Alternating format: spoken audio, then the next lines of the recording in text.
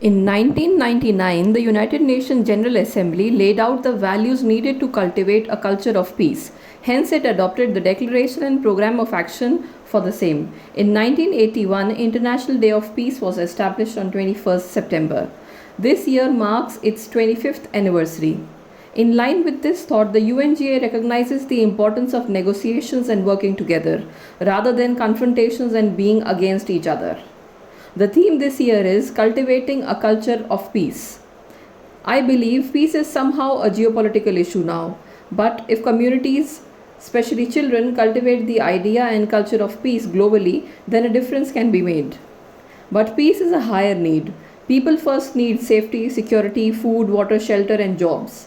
There are a lot of regions in the world where survival itself requires efforts. Hence, the global community needs to work together for this collective survival as stressors will increase in this era of climate change.